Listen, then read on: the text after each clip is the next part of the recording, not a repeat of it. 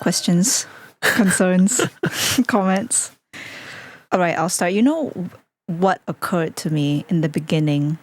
It felt like an animal call, that flute trail. And I don't think I'd ever thought that before. Animal call in what sense? It felt so feral. Okay. Yeah, even just listening to it right now, after like the multitudes of times we've had to listen to it, also for the performance last week, which was only last week. Even though it feels like, a lifetime ago.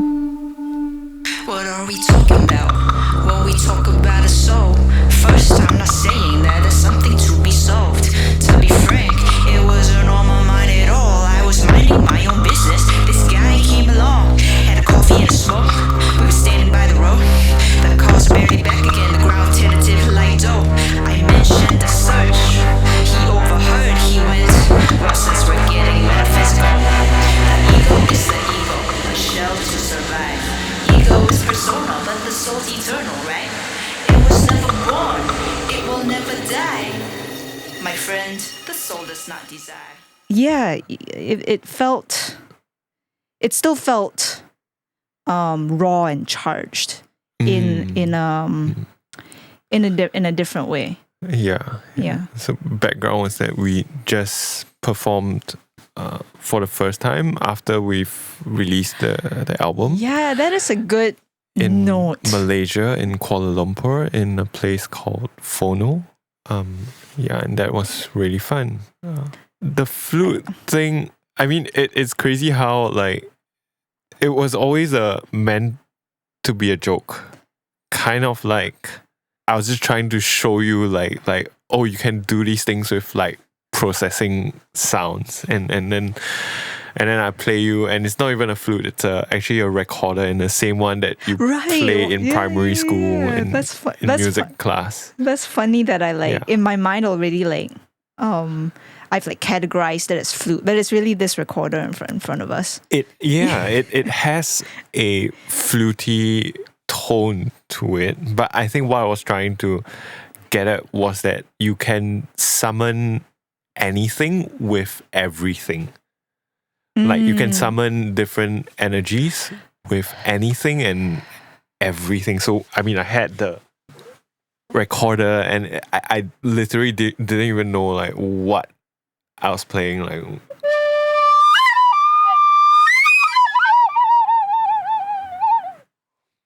yeah. Thank you for that live demonstration. Yeah, summon is a good word. Summon is I feel like summon belongs to the world of like of vocab of Plato. Like it's a very like it's a very witchy word. And was that in Plato? Yeah, I remember like exactly telling you like we can even make things out of this. What is that? Those are just like metal bowls. Those are just metal bowls. Yeah. I do remember, like I have this like visual memory. One of very few of you like grabbing the recorder and like playing it into the mic. And I guess we were doing this at night, I recall. Yeah, it felt the atmosphere felt dark and intimate. But I remember clearly like it was only when I showed you like the beat that came out of this that you went like and then you went into like doing your thing. Did I? How many versions of Plato did we? I feel like maybe in 12. my mind. Yeah, okay. 12. Because in my mind it was like at least 11. Yeah. And I don't know how the others stack up. But it seemed Plato was hard to crack. That story about the quest to learn about the soul, or that investigation into the soul. That I'm pretty sure came at the end, and that was what sealed Plato. Okay. Yeah. So what made you like find the essence for like that story? Whoa. I feel like, because I've never asked you about the lyrics through the writing process, and I'm not a lyrics person. and yet I'm always very flattered when you sing along and when you quote. I feel like it's so touch and go, and you always look back at like something that you've done and produced. You're like, how? It's so delicate, I feel. If you have, I mean, I don't expect this is a question that you get often, but if you would have been asked like by someone like, so what is the story of Plato? Yeah, well, the way I tell this story, which begins with the guy approaching our protagonist by the side of the road and striking up a conversation about the metaphysical. When I arrived at that, I think I was probably really relieved to find that way in, that entry point, which was more narrative, that entry point into all that I was trying to unpack. Okay. Which was just, who am I without all of these things that used to identify me, without all of these things that I used to conflate with myself. Yeah, I think you successfully managed to touch on the psyche without being a little bit too depressing or even innately investigative in that sort of sense, because it was outwardly, or for me at least, when I experienced the lyrics and the performance, it was more narrative, especially after you step onto the metaphysical, and it's you go on this narrative journey rather than a introspective journey. Oh, very, very good way of putting it. Yeah, I mean, one of the developments of the writing was this shift from angst, right? Yeah. This bedroom angst. Yeah. Right. Yeah. But I recall when I was going through the process of rewriting, I did not want to depart from the questions that were hounding me. With at the very beginning. Yeah. It was it was always going to be that examination. But thankfully, I think I learned how to attack or approach the subject matter with more levity and more distance. And I mean, even in the beginning of Plato, it says, first, I'm not saying that that's something to be solved. Yeah. Right. Yeah. So I guess it becomes more casual. Yeah. More of a thought experiment. Yeah. More. I mean, even in that line, it's like a letting go. Yeah. You preface it. I preface it. Yeah, which also, I think, really dovetailed with a lot of what I was a lot of the thinking that I was consuming and imbibing at the time. Yeah. Right, which is Eastern philosophy of refraining from the urge to analyze and categorize and dissect. And actually, if you see that idea kind of pervades Plato, right? Because not even Plato, it pervades the album, because in Lion, you'll hear that bit about you don't usually dissect. Yeah. You don't cut shit up like war. So Yeah. it's peppered throughout this. But I would say it's strongest in Plato, this like Eastern like kind of like symbolism and philosophy, and even in the sound. That's true. Yeah. That's true. Yeah, because people have always told me that it's a very like wuxia kind of like intro, although that wasn't intended. Yeah. And I mean, there's a very metallic sound, right? Yeah. I mean, that I was only picking up on this time round when it's like all that clinking at the start. It feels like things are kind of like falling, that they're like dropping in. Yeah. But that's never a way I've like processed it. Yeah. Shall we listen to the second version? Okay, sure, let's do that. So tell me, what does my soul look like? Anything I could use some outside assistance to visualize the inside. See, I'm fading from and missing all the keys who raised me in a previous life. Dave, Tim, Shu, Chris. Names, situations, places, high tops in beds, boggles in basements, mic drops from stage, going out blazing. If that was the real me, what's this shit? Plagued by a sick equation. What's the thing that stays when everything else changes? When you strip away the framework. It's beyond words, I got no description. Wild goose chase, oh my goodness.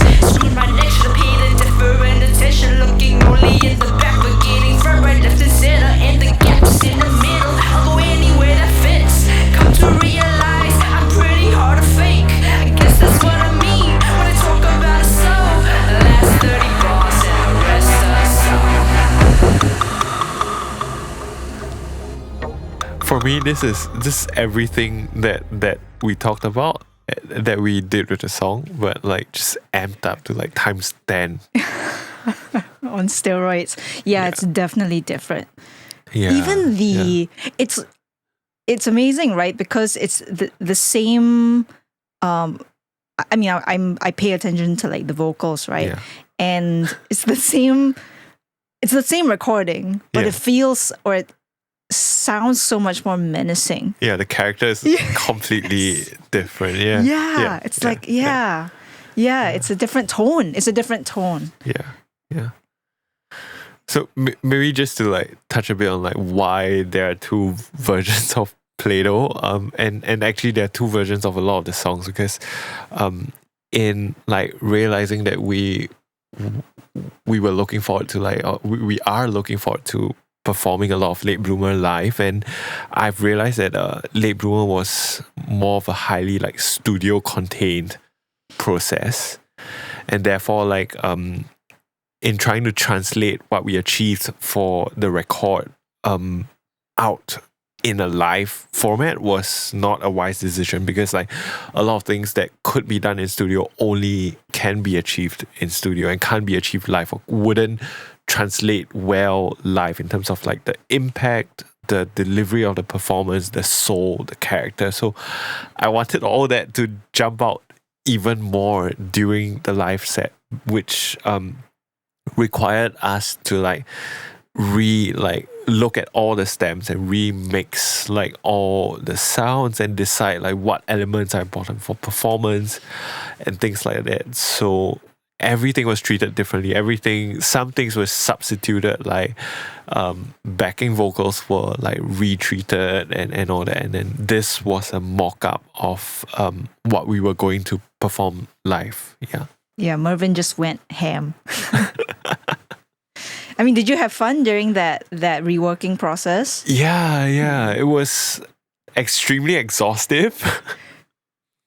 But as I mentioned to you the other time, like I think I really learned hell lot, like trying to re-engineer the mix and master that Kin Leon worked on, and trying to achieve the same character but translate it in a different way just required like hours and hours and hours of like surgically going through each thread of sound. And I learned so much more than I thought that I already knew about both late bloomer and also the process of it all. Yeah. Of mixing Yeah. and mastering. Yeah, we had this discussion maybe on the bus to KL or back from KL or something, but Yeah, because I hadn't slept before we took the bus to KL because I was still working on the stems for performance. yeah, just a little glimpse into the behind the scenes. But it seems like all that, like the technicality of music production, as well as translating it for live performance, it seems like all that is inextricable from the craft of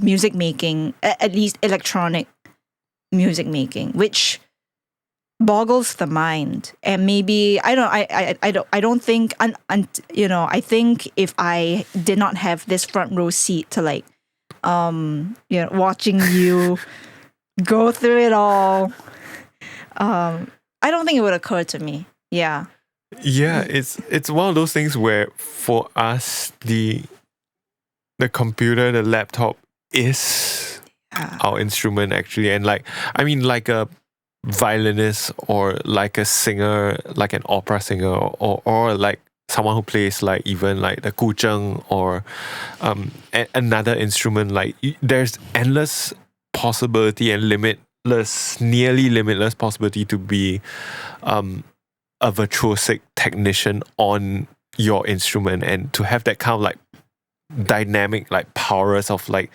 being able to perform in a highly like convincing, virtuosic and like charismatic manner. And I think the same way for like electronic music production and performance, the scalability of like how deep you can go with like what you can do is really up to your imagination. And it doesn't, I would say the things that appear the most simple are actually the most complex. The things that sound the most simple are actually the hardest to achieve. Like, yeah. Like what? Like how to translate vocals in live space, how to get your sounds to be balanced in the room with all the live elements that you're doing with a singer, with a bassist, with whoever, and then you still have like your tracks and all that. How do you balance that all? What translates? What are the most important things? Or even like getting like convincing like kick drum sound and within a live space, and how do you tune that? How do you like mix that? Like, yeah, it's endless. And then how do you like decide to translate that in the performance? Like that's a whole other thing itself also. Yeah, I feel like I've only just scratched the surface for trying to approach my voice as instrument, as tool as well. Not even I mean, you've made me way more cognizant, right, of of the tones of my voice, and how to wield it differently. I've noticed that you, as a performer, you pay attention to different things, but that's just because of your background and your training in different disciplines from me. Yeah, so I mean, and because I started when I used the mic, that was in like stand-up comedy. So do we want to get into that? So that's not music making. The microphone is such an afterthought. I mean, in the sense, so. I mean, obviously, it's like different stand-up comics use the mic in different ways. They like to interact with the mic in different ways.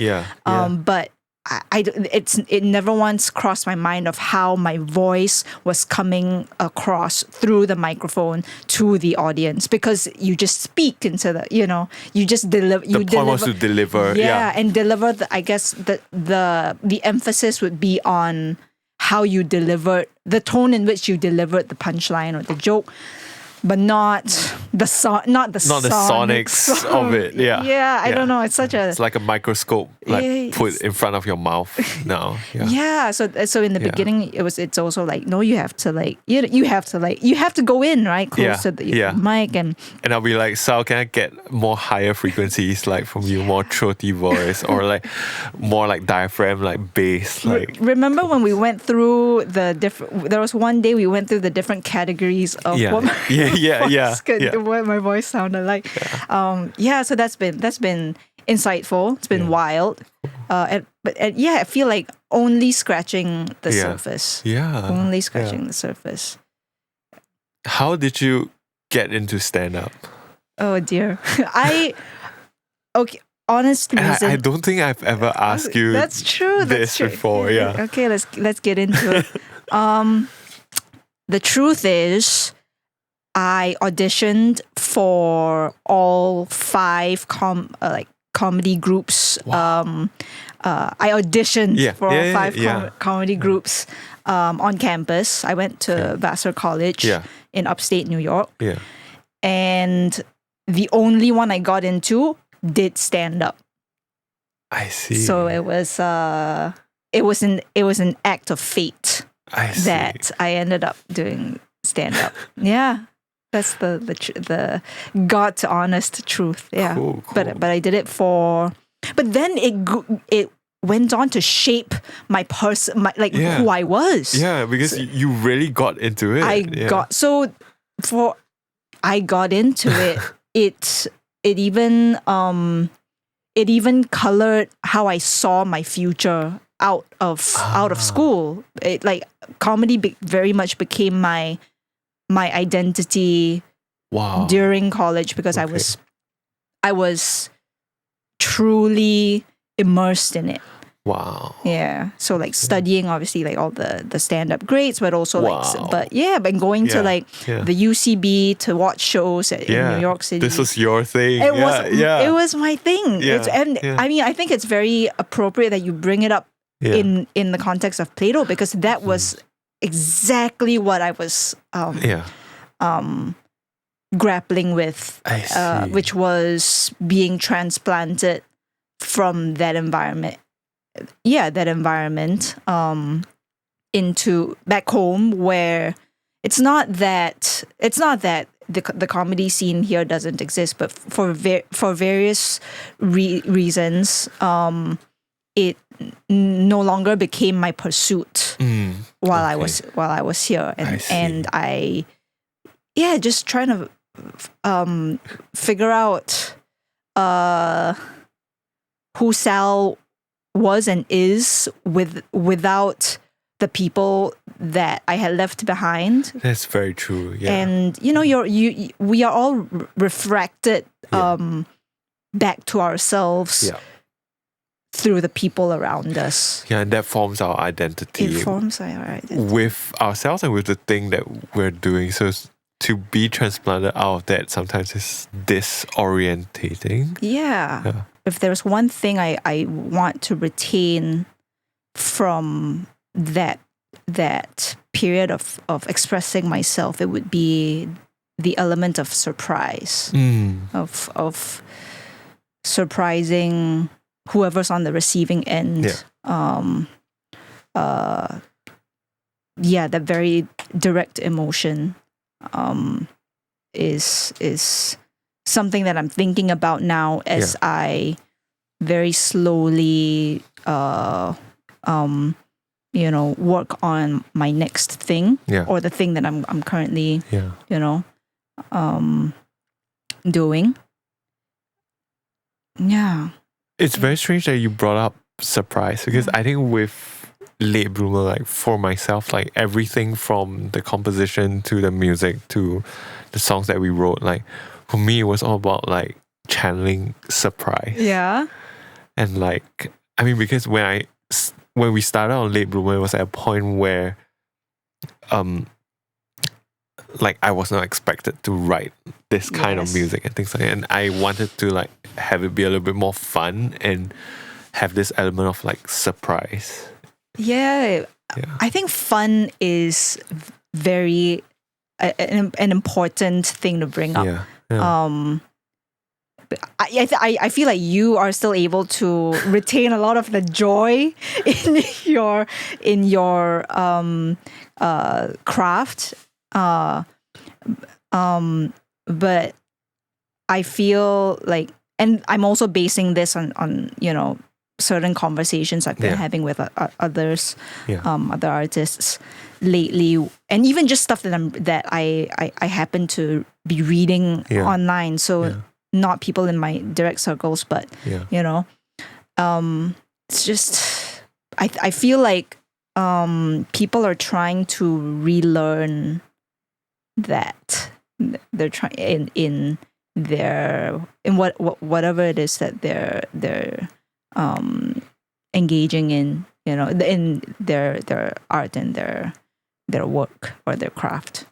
I feel it's a very internal battle because it's always coming down to expectations of yourself and how you feel you should be able to do in a certain thing, or even if it's a craft that you're meant to have fun, like writing a song or like making music or even like improvising with a friend. Like there's always this expectation that you put on yourself before someone else puts on you. That I think that is the crippling factor, like most of the time. We've talked about our demons. Yes. Those are the personal demons. Yeah, it's just about continuing even while they exist. Yes. Persisting even while you feel it's challenging, even while you feel that you have not met your own expectations. But the key is that you persist, because it's ultimately time that allows you to understand that relationship with yourself, with your craft, and with people around you. Yeah, I'm trying to frame it as practice. Yeah, it's something that requires practice, actually. Yeah. And you can't, I keep telling myself that I will not make the thing that I want to be able to make without practice and without trying. Yeah, because again, you mentioned in the previous episode that like music was something that you told yourself that you had to give it a shot and you had to go for it, whatever it may be. Yeah.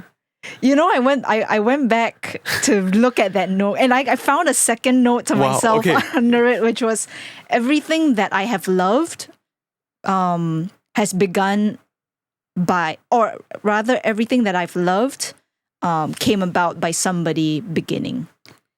Yeah. Wow. Yeah. It's just a note to self. Yeah. Like you just gotta be open and allow for. Yeah, or just gotta do it, man. Yeah. Like listen, practice and do it. Yeah. And practice. Yeah.